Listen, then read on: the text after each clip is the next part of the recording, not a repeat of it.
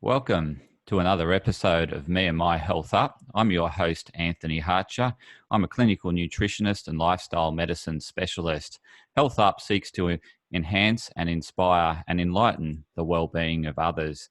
And today we're doing an episode for Movember. So Movember is Men's Mental Health Month, and I've chosen to touch on men's mental health. And I've got an expert from the Banksia Project, which is a charity that helps support men's mental health. And today's guest is James Younan, who works for the Banksia Project and has a passion in mental health. He has a very diverse background.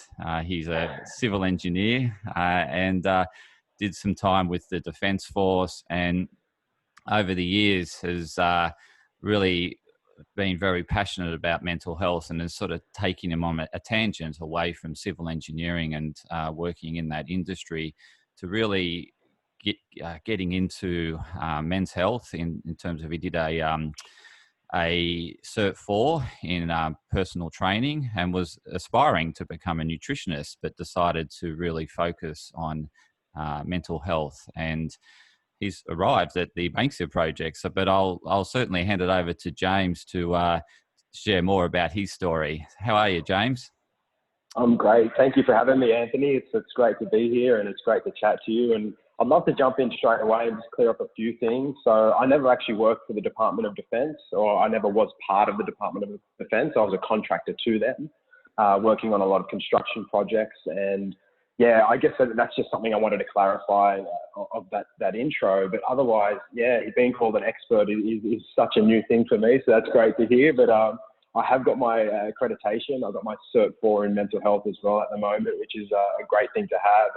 And anyone interested in that space, it's a great little educational course to do. And it's only a short course, and there's a lot of great info in there. But another way for people to get involved is obviously mental health first aid, which is a big thing these days. But yeah, I guess, Anthony, what I wanted to say is today we're probably going to dive into a few things that are a little bit sensitive. And the last thing I think both of us want to do is to leave any of the listeners or viewers in a negative headspace. So I just wanted to premise that, yes, we're going to have some sensitive conversations today, talk about some sensitive statistics. And I guess if anyone's struggling with the information they're hearing, or just struggling in general, there's some really good organizations out there. And you've probably heard of Lifeline a million times, but Lifeline is definitely there for those extreme moments, those times where you just can't get out of that headspace, you're stuck in that funk. There's no other real options around, and they're available on 13 11 14. So that's 131114. They're such a great organisation. But of course, if anything's really acute, if you're really in that bad space, there's no other options around. 000 emergency services should always be your first option.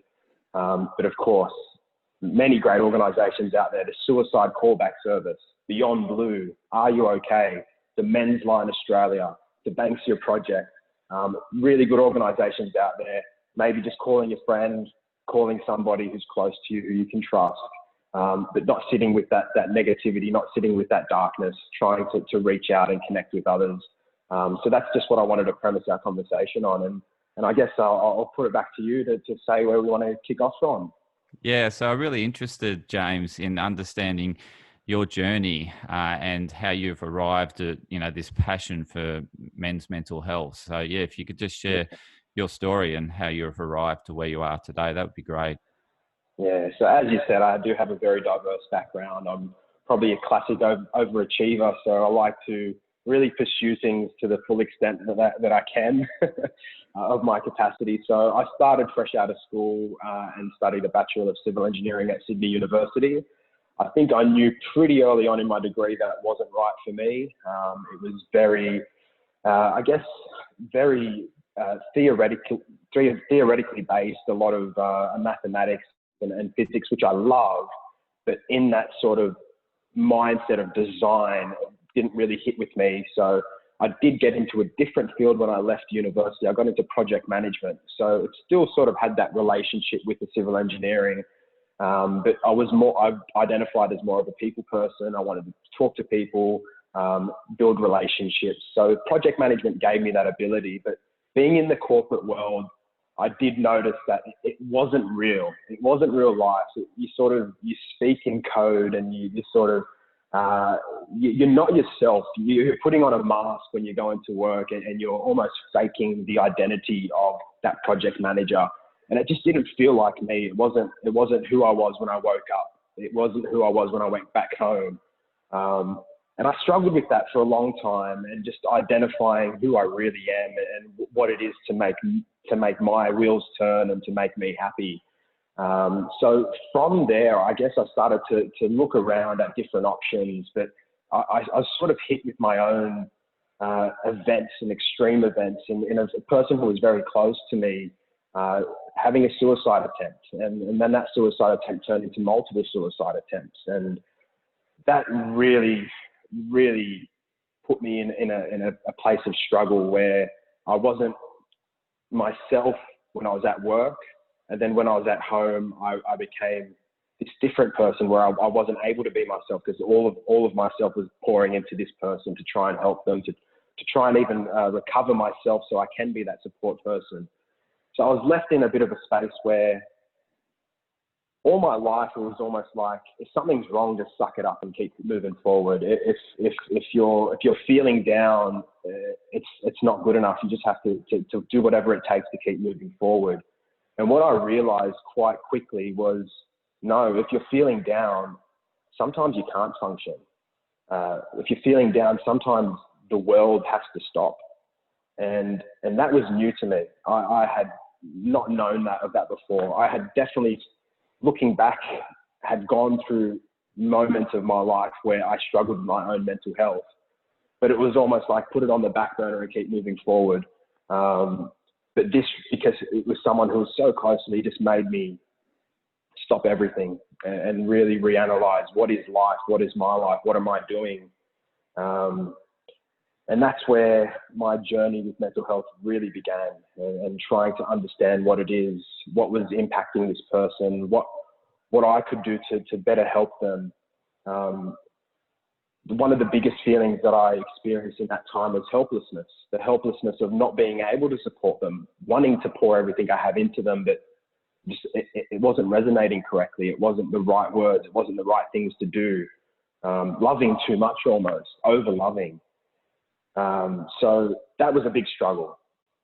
And I guess there was no pathway within the project management construction world for me to really understand what was going on there. So funnily enough, a friend of mine put up a post on Facebook about a SBS documentary that was being made, and they were looking for people, and I fit the description of the person they were looking for at that time.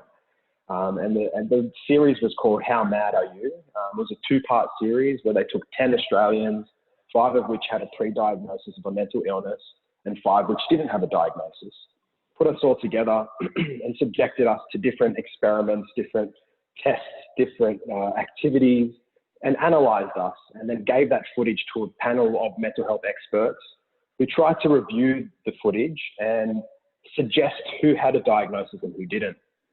And what we all found out, and it's very hard to tell, just because someone has a diagnosis doesn't mean that they have all these telltale signs of that diagnosis. And just because somebody doesn't have a diagnosis doesn't mean that they don't have any of those signs of what somebody who would be diagnosed with a mental illness would have. And that was really important for me at that time, because I was having so many of those struggles myself. I had spoken to professionals, but I had never received a diagnosis. So for me, it was almost like I was that person dancing on the line of, if I went to a different professional, maybe they would have diagnosed me with maybe anxiety disorder, maybe clinical depression, just throwing some conditions out there that I sort of did relate to at that time. But I was picked out as not having a diagnosis. I guess my ability to put things on the back burner and not let them become the focus of my day-to-day life was probably prominent. But what it did lead for me was this new passion and viewpoint on mental health, and seeing how much stigma and ignorance there was out there, seeing how many people didn't know that mental health is different from mental illness. So I guess that's probably a good thing to explain to the listeners and viewers is A mental illness is a diagnosis. It's when you see a clinician and they diagnose you with an illness. And that doesn't mean you should be stigmatized. It doesn't mean you should be put in a box. That means the symptoms you are experiencing has led to this diagnosis. And now we have a number of different ways that we can recover from this diagnosis. There may be medication. There may be just different ways of psychology or counseling or whatever it is that helps that person get out of whatever illness they are experiencing. And just because somebody has a diagnosis doesn't mean that's going to be their story for the rest of their life. They may recover from that diagnosis. They may live with that diagnosis for the rest of their life, but be able to medicate or to do whatever it takes to stop that from affecting their day-to-day life. Now, mental health, on the other hand, is something that everybody experiences. If you've got a brain in your head, you go through mental health. But mental health is on a continuum, is the way we like to view it, especially at the Banksia Project. So you can have good mental health and you can have bad mental health. Having bad mental health does not mean you have a mental illness. So I personally, some days I feel good, and they're the days that I'd say I have good mental health.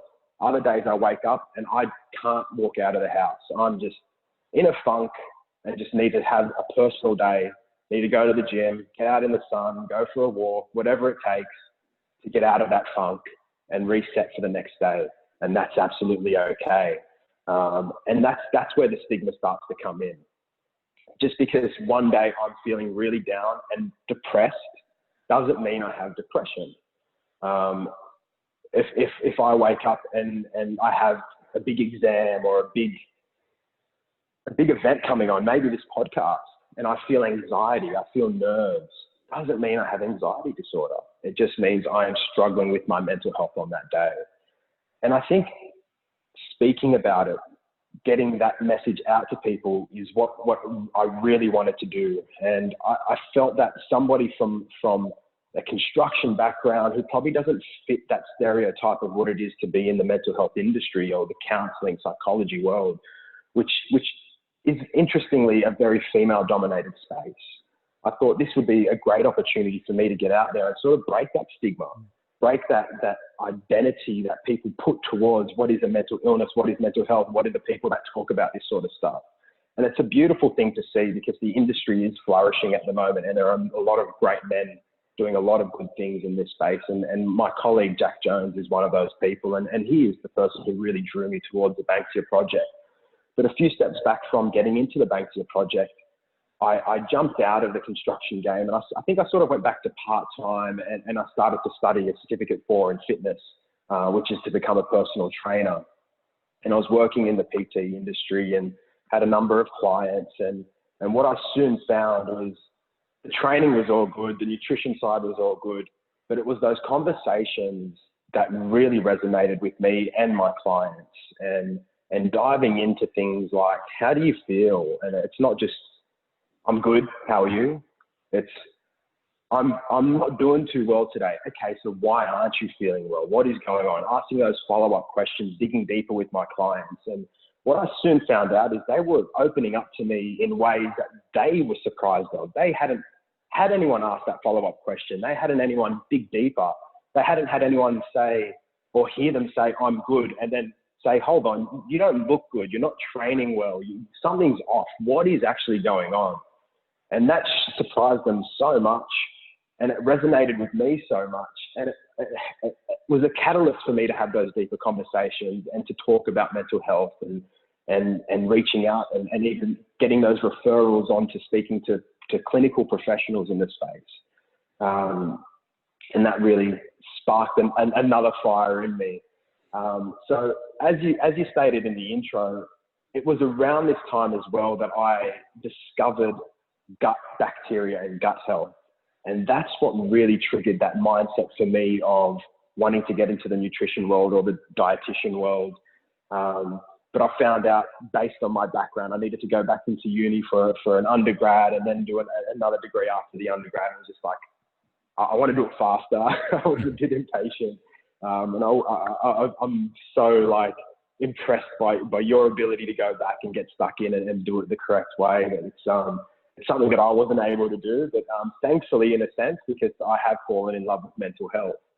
And then from that fitness world, I went into a certificate for mental health, like I mentioned before, and met Jack Jones, and I became a facilitator with the Banksia Project. So a facilitator is a volunteer who sits into a peer group of about 10 people, and we sort of facilitate a men's group which sort of self-reflects, talks vulnerably and openly, and connects with each other, and just do a bit of education. We set plans for the future, but it's just a group of guys who can get together without judgment and speak and share and get things off our chest, have those conversations that you wouldn't usually have.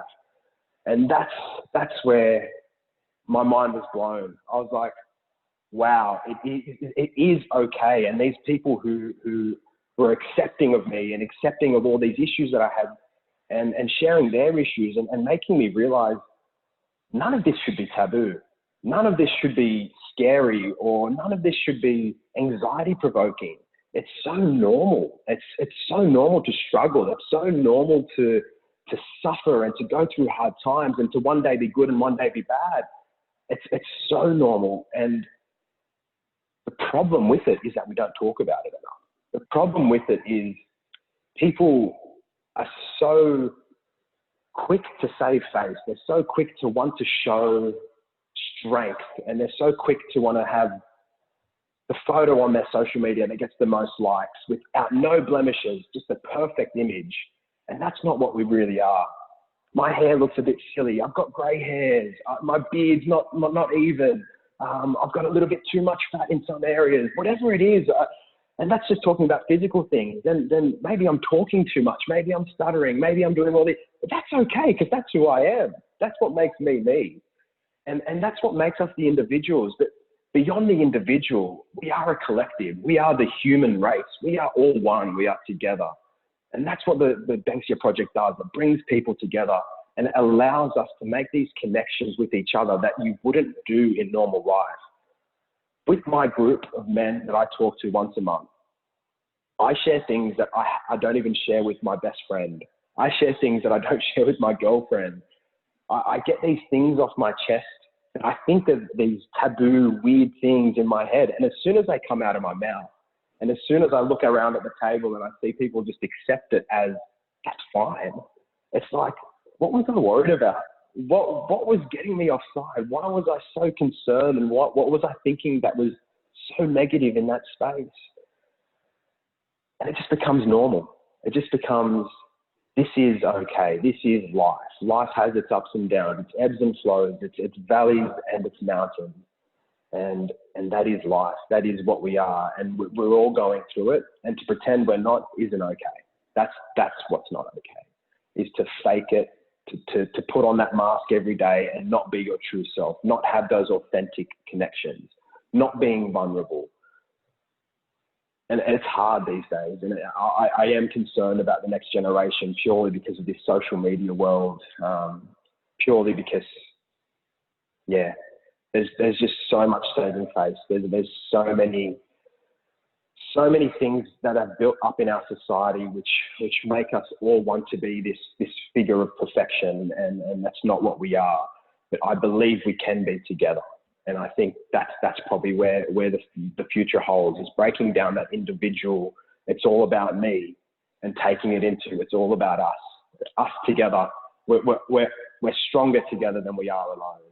We're smarter together. We're always going to be better together.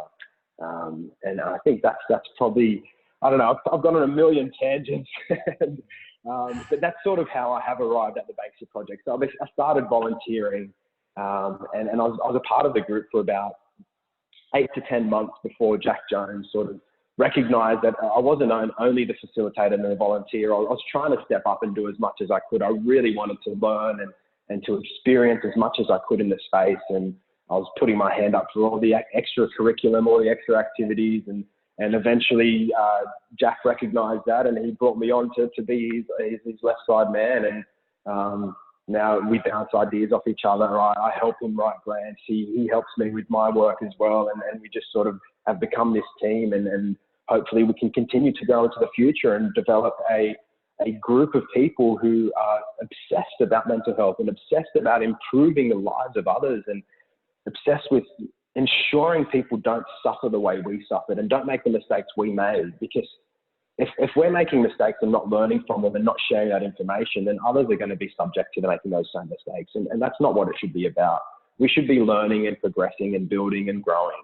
And I think that's what the Banksia Project's all about, is to share ideas, to grow, to learn from each other, and to educate ourselves and to become better and to grow. We call them growth rooms. So it's all about growth.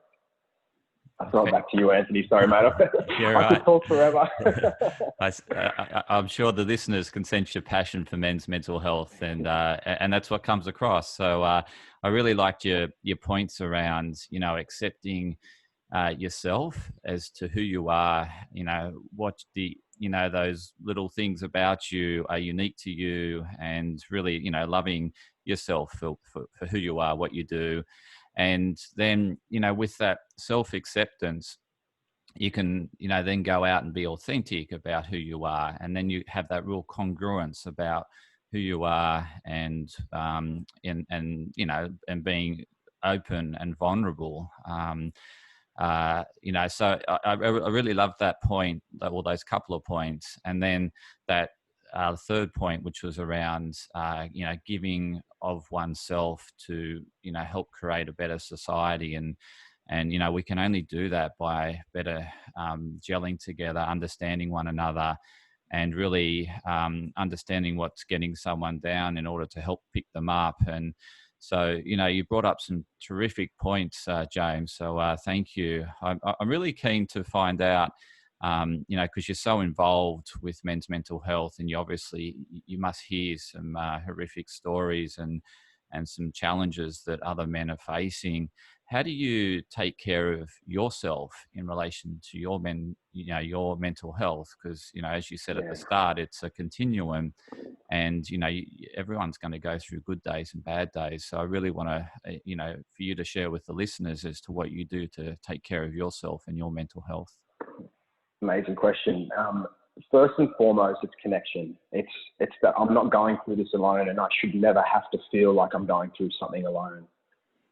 Recognizing that, saying it out loud, and then acting on it. There's 3 steps that are simple to say, but quite difficult to put into practice. And I think it's even more difficult for a man, for a male. So a lot of my childhood and teen years and going into my early 20s was all me. It's my burden to bear. It's my cross to bear. I'm Atlas. I'm carrying the world on my shoulders. No, I'm not. I'm definitely not. I'm just another number. I'm another human, another person in this game. And I can tell you, first and foremost, that moment that it clicked in my mind that it is okay to reach out when I'm not doing well. It was like load off my shoulders, just freedom. It was just this freedom that I can be vulnerable, I can be weak, and reaching out when I'm at those low points is a sign of strength, not a sign of weakness. Reaching out to get that support, to strengthen up. I guess I can draw a parallel to the construction industry. If a job site's not doing well and it's struggling, you don't just go along and allow it to struggle. You reach out for those consultants who can bring in that information to help you and to build that project back up into a strong project that you can deliver to your client. Just like yourself, if you're allowing yourself to be in this negative space, into this bad space, and you're not reaching out to help, you're just letting yourself go through it, then you're going to stay there, and you're probably going to have a final product that's not the greatest. But if you're reaching out and getting those consultants in, those consultants may be a psychologist, it may be your GP, it may be a counselor, it may be your mate, it may be your mum, your dad, your brother, your sister, could be your footy mates, it could be your Jiu Jitsu mates. I love Jiu Jitsu. It's something we haven't talked about yet. But it could be anybody. It could be Jack Jones. It could be James Younan. It could be someone at the Banksia Project. Just recognizing that it's okay to reach out and not to go through and suffer in silence. It's a big deal. And that was one of the biggest things for me. And it's something that I put into practice every day. I think the next one is to be honest with yourself. often we lie, and often men lie to themselves as well. Just like I was saying, I did before. I would pretend that everything's okay and just keep moving forward. But I can tell you now that it's a good path for a short time, and then eventually you're going to lead yourself into an explosion of emotion, an explosion of stress.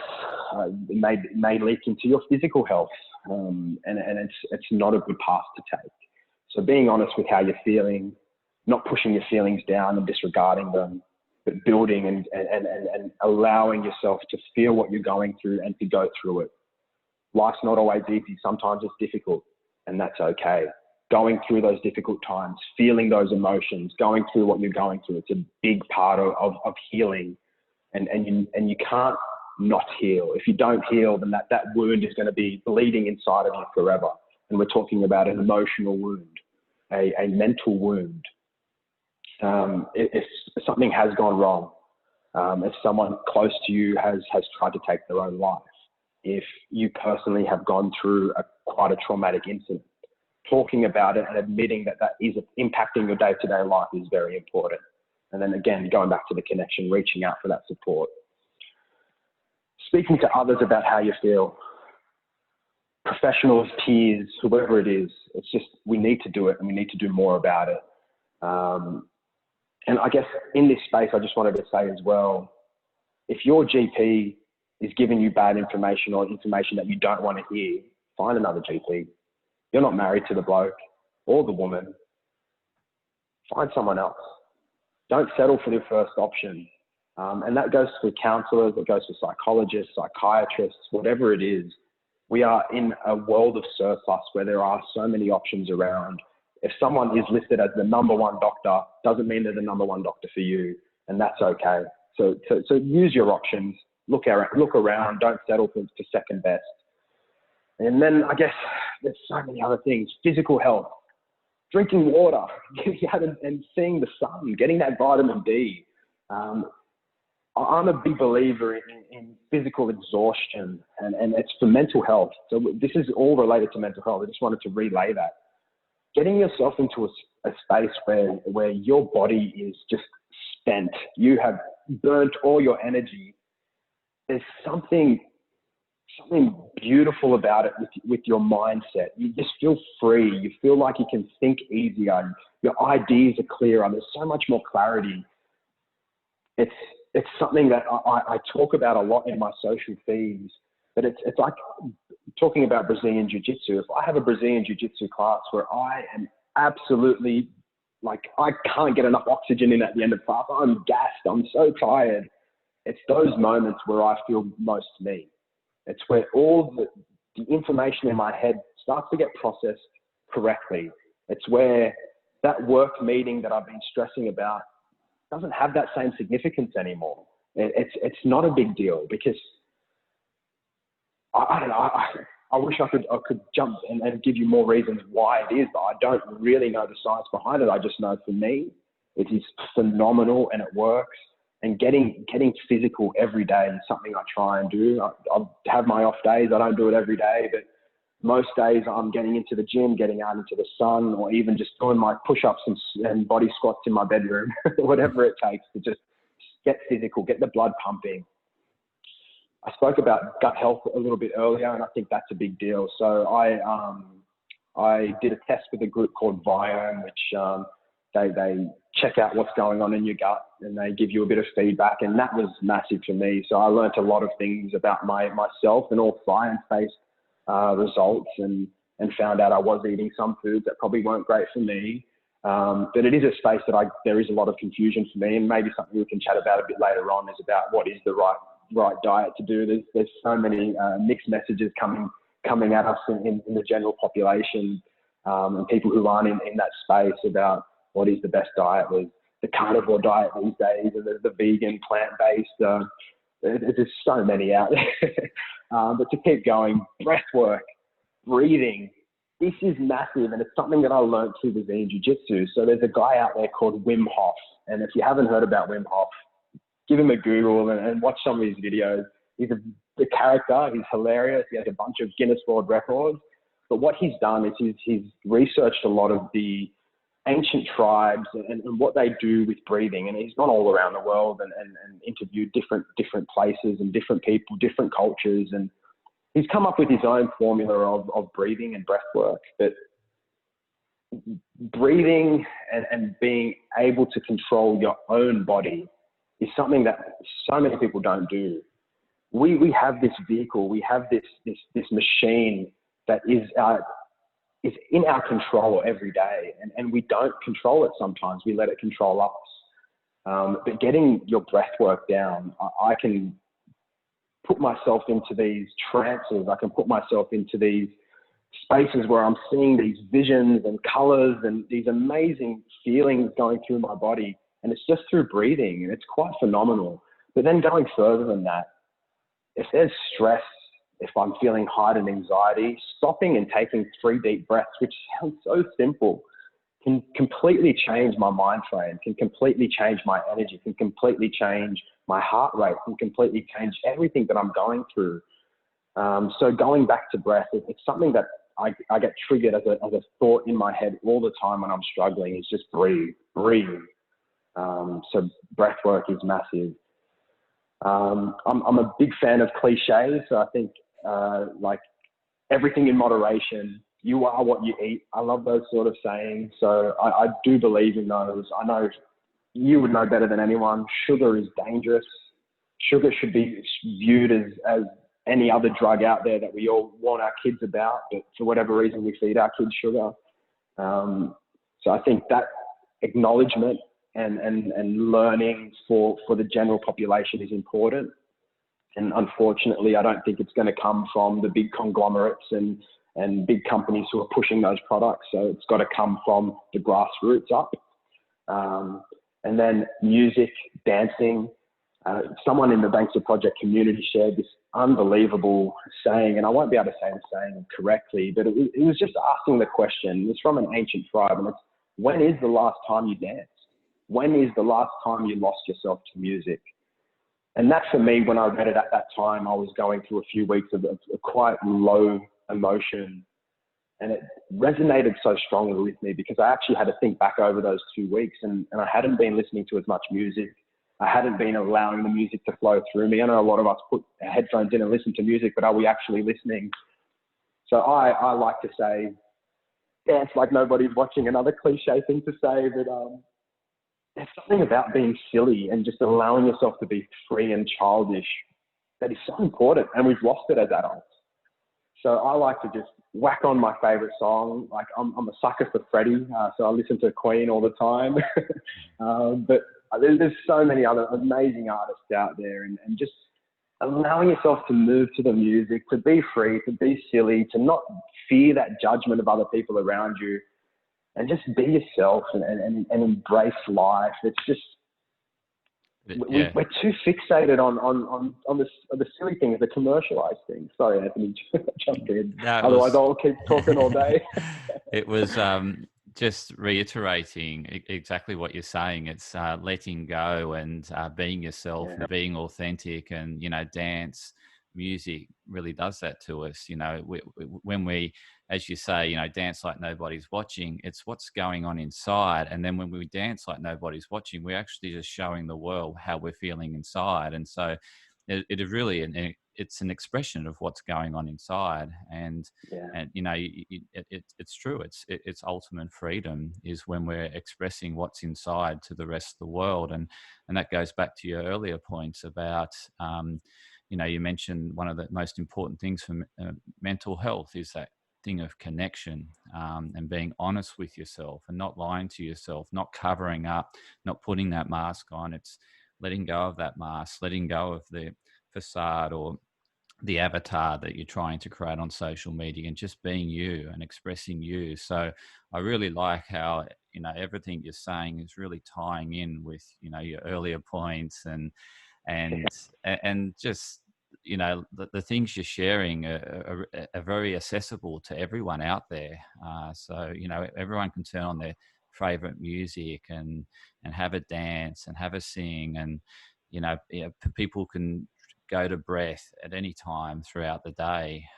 It's just simple connecting with breath and focusing on the breathing, and and noticing the breathing. That brings us into the present moment. So and you mentioned food and exercise, and I think you're looking for that scientific term around exhaustion, and we call that, I guess, the science behind it is sleep pressure. So the more activity we do, we build up sleep pressure, and our body really wants to recuperate and rejuvenate in the evening once it's been physically exhausted. And it's something we don't do much in our sedentary lifestyles. And exercise is associated with neuroplasticity, which is allowing our mind to grow and increase connectivity throughout the mind. So hence that thing of you mentioned around exercise and feeling clearer and sharper and clearing the mind. Exercise absolutely does that. I loved how you tied it in with martial arts. For you, it's the Brazilian Jiu Jitsu, and congratulations, you recently achieved your purple belt. So I did. Yeah. It's such a big deal. Oh, it's amazing. I feel like I'm not worthy. Well, 2015, you started that journey, and you've been, as you said, just working away at it, and putting in time and attention and dedication, and this is recognition, your purple belt, for all that hard effort that you've put in. And you did raise earlier that you wanted to talk about that as, and I think you've mentioned it, certainly, when you go there and you physically exert yourself, you feel so much better for that exertion and putting something in. And again, it's a way of releasing frustrations, isn't it? When we go to physical activity, we can definitely. Yeah. So something for me, so I, from a very young age, so from 5 years old until about that 25, 26 years old, I played rugby. And then rugby is a very physical game. So that physical contact for me was something that was a way for me to pour out that extra energy, to pour out that frustration. And it was something that I didn't even recognize at the time, but it was an outlet for me to get rid of a lot of that stuff that I was throwing behind me. And what I found out through injuries and through off seasons and things like that, that's when my mental health would fail and start to break down. And it wasn't until later on, looking back, that I recognized, okay, that probably was that link. So again, going back to saying keeping physical is a big part of me staying mentally sound. But beyond that, I think there are a lot of other things, and I'm not sure if the science is there yet, but I'll just speak from my personal viewpoint. The physical connection, touching somebody, I know it sounds weird, but touching a person, and even if it's in a violent way, in a sense, it's not so violent, because after it we hug, we shake hands, we talk to each other, we be silly, and we grab each other and throw each other around. So there is the violent side of it, but beyond that, there's a lot of camaraderie and a lot of mateship, and that physical touch is something that I know a lot of people aren't getting enough of these days, especially with COVID. And there's something to that for me personally that just makes me feel better. There's the connection with all the people around you, people in the same mindset. There's the desire to do better, to strive to improve, to educate yourself, to worry about the other facets of your life. If you're too stressed coming into a jiu-jitsu class, you may not perform as well. So you start to think about and reflect on, why am I so stressed? How can I avoid that stress so I can do better at jiu-jitsu? Other things like your nutrition, your sleep. Sleep I didn't talk about before, but sleep is absolutely massive. So all these things, because I value jiu-jitsu and I value my time on the mats, I want to be better and I want to improve. But there are all these other facets of the sport, which I really do believe improve my personal mental health. And from what I understand, the others around me have a similar experience. Yeah, it's that.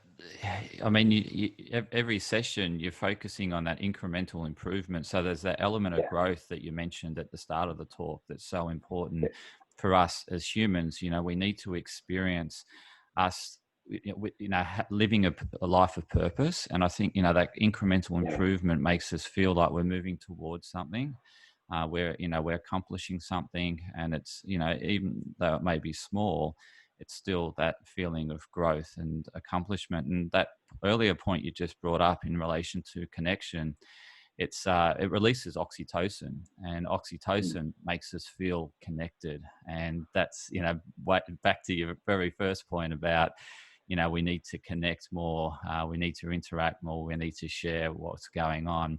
That thing of physical connection releases that hormone of oxytocin that makes us want to be more connected, and we feel a part of something, as opposed to feeling isolated. And being social beings, we need to feel part of something. And I think that's what your Brazilian Jiu Jitsu does. It's a community of like-minded people that are all going there to, improve themselves. And, in order, as you said, in order to improve yourself, you need to be in that present moment. And so you've all got your own ways to find that present moment, and so that you're not stressed, and so that you can think clearly, and so you can be creative in terms of getting yourself out of certain positions. So I'm glad you brought that up, because I think it's a critical part of mental health, is to have something in your life that's improving you day by day, and that you're feeling you're making progress and you're growing.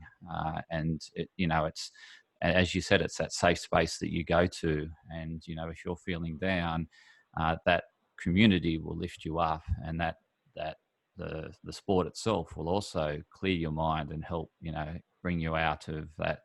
As you said, it's a continuum of ups and downs. If you go if you go there feeling down, it brings you back up. So it's great that you always have that consistency of that safe space to go to, like you do when you run the growth rooms.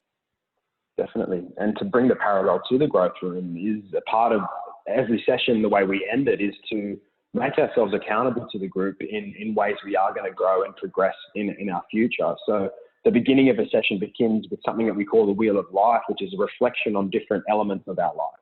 So we talk about our physical health, our mental health, our family time, our religious connections, or our spiritual side, and all these different elements. We start to break them down into smaller sort of bite-sized pieces that we can reflect on in a bit more depth than you would in your day-to-day life. And what you usually find is, if something's really doing well, something else might not be doing as well. And you sort of lose sight of that because you are enjoying a certain aspect of your life. And it's only until you do a reflection exercise, or you really focus down onto what is going on for me, that you find these pieces that you need to improve. So I know for me, for example, if I really get stuck into my physical health and going to jiu-jitsu class every night and on weekends and all that sort of stuff, I might lose sight of my family time. And then it's like, okay, I actually didn't recognize that I was losing sight and not connecting with my family as much. I'm going to make a promise to myself and say it out loud to the group that this is how I'm going to try and work forward in the next month to improve myself and to make myself feel good. Because I know when I'm connected well with my family, I'm happier and I do better in my day-to-day life. So just being accountable to not only yourself, but to a group of people. And it's not like if you don't do it, they're going to hound you and be angry at you and swear at you. But it might be, okay, that's okay that you didn't do it this month, but let's try and do it this month. And you might get a text message from them saying, how'd you do with chatting to your family? Or how did you do with trying to get into the gym, or whatever it is? And it just lifts your spirits, and it makes you feel like you're not in this alone, that you have these other people that you can lean on, and people that have your back and they're there to support you, and that it's just a real positive space. And yeah, it's really interesting that there are so many parallels between jiu-jitsu and these growth rooms. That I love both, and I'm never going to give either. That's great. It's keep stuck in forever. Yeah. It's really supporting your mental health. So keep it up. And I really like those points you raised, and particularly that point around balance. As you said, we can focus too much on one area of our life, and then there's other areas of importance that are neglected. And in order for good mental health, we need to have that real balanced focus. And it's as you said, it's a continuum. It's work in progress. It's something we need to work at. But the great thing about the Banksia is that it brings attention to it, and then allows you to come up with the solution as to what you're going to do to address that. So, and it really ties in nicely with everything you've raised today, is, you've raised the importance of, physical activity, for mental health. It's multifaceted. So it's physical activity, there's nutrition, there's connection, there's,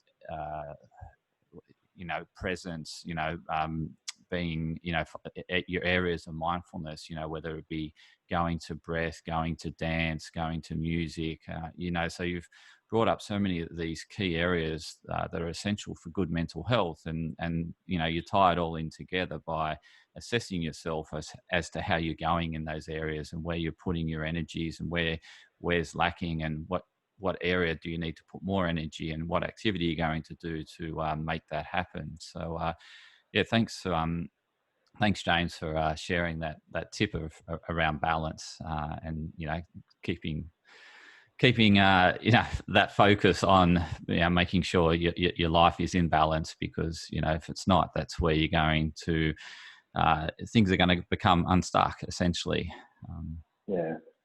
So if there's radio silence, I'd love to ask you a question, and it's something that I raised before, but it's in the nutrition space, and it's around the general population, people like me who are so fixated on all these other aspects of my life and don't have the time to really get stuck in. But how do you know where the right place is to go for nutrition? Like, how do you know what the new latest craze is correct, and what the latest science that gets popped up on your social media feed is correct? Like, where do you have a place where you can go and fact check, or do you have a place where you can sort of tell us to help us? Or is something like seeking clinical help from somebody like yourself, is that the best pathway? Ultimately, it is, like you mentioned before earlier, around the psychologists, the experts that, have a qualification, that are, understand the science, and it's all evidence-based. The psychologists will do that for mental health, the counselors. In nutrition, it's, the nutritionists and the dietitians. There's there's creditable websites to go to, and they're your government ones or your .org ones. The commercial ones are obviously, the .com ones are more, they're either pushing an agenda. And I think it's a good point that you raised, James, because things like game changers, they just take it's two-sided, looking at both sides of the coin documentary. It's a pure one-sided selling a pathway to viewers, and that they just get all the supportive evidence around what they want to sell to the audience. And it attracted a lot of attention. And there's credible aspects of it, but it doesn't present both sides fairly.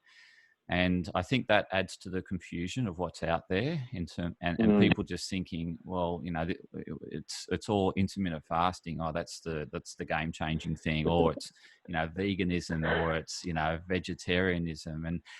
And to answer it, for the listeners, it really comes back to balance, like you mentioned with mental health. Nutrition is it's multifaceted in terms of what's going to work for you may not work for someone else.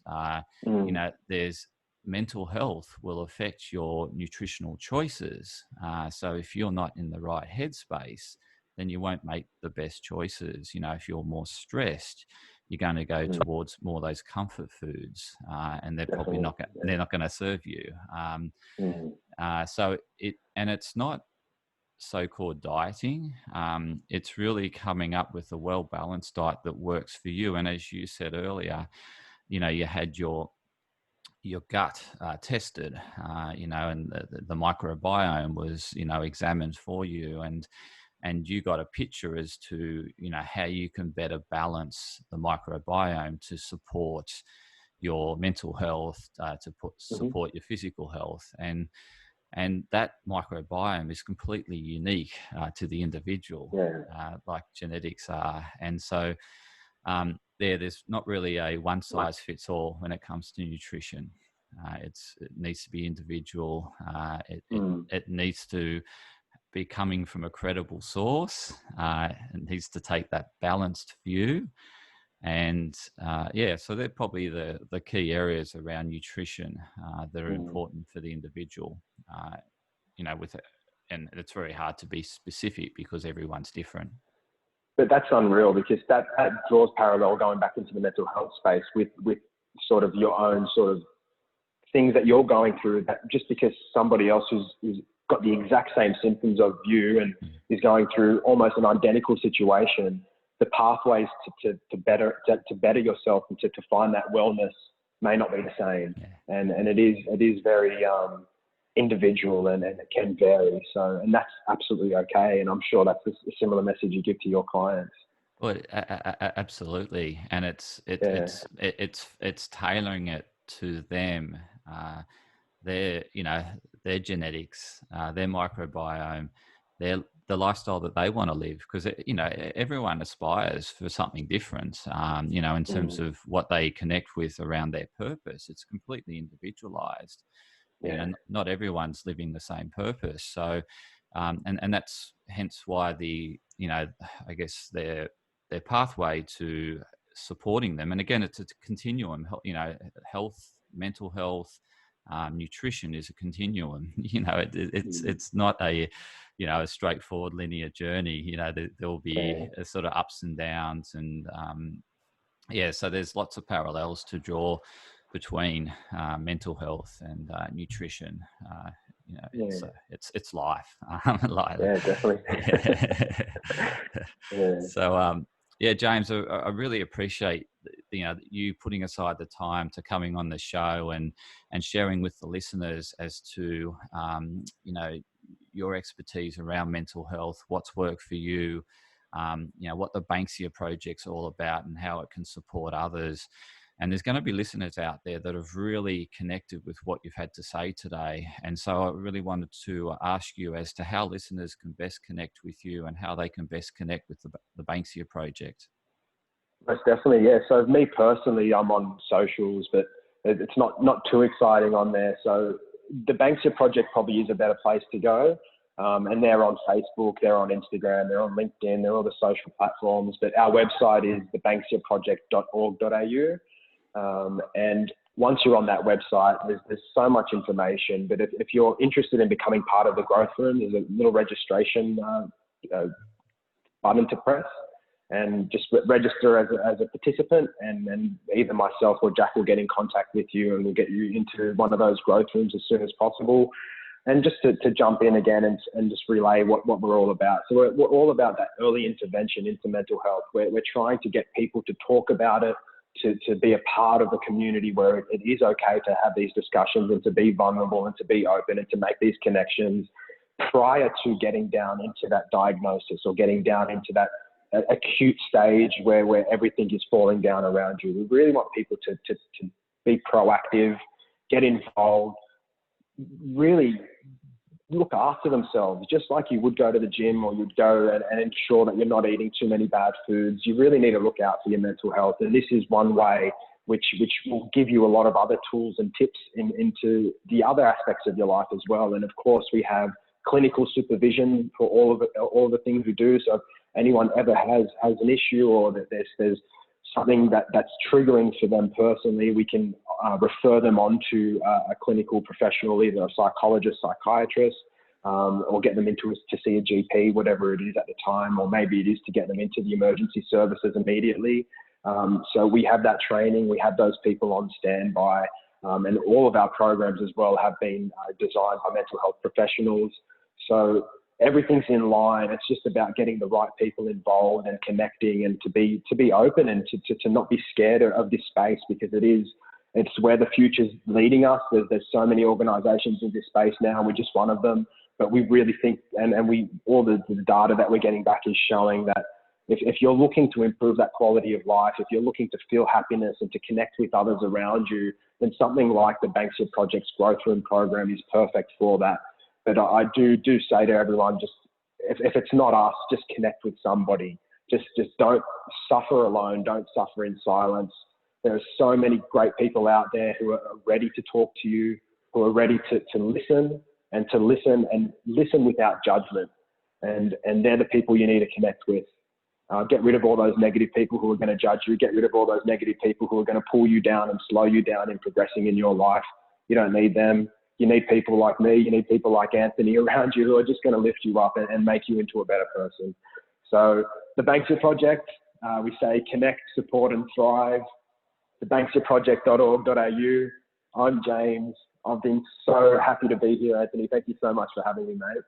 Oh, you're welcome, James, and thanks so much for sharing all those wise words. And I thoroughly recommend listeners and viewers to look up the Banksia Project. It's a fantastic organisation. It's done great things for me personally, for the men that I've supported within the rooms, and they do great things for the community in terms of creating that awareness and education. So get behind the Banksia Project, look them up, and connect with them. They'll really help loved ones, people you know that really need the support, and they're looking for, if they're looking for that community to really help their mental health and to help them through those challenging times, the Banksia Project's a great starting point. So thanks, James. Thanks to the Banksia Project. And listeners and viewers, if you've enjoyed the episode, stay tuned. There's more to come for November. So we'll do a lot more on men's mental health and men's health. So thanks for listening. Bye for now.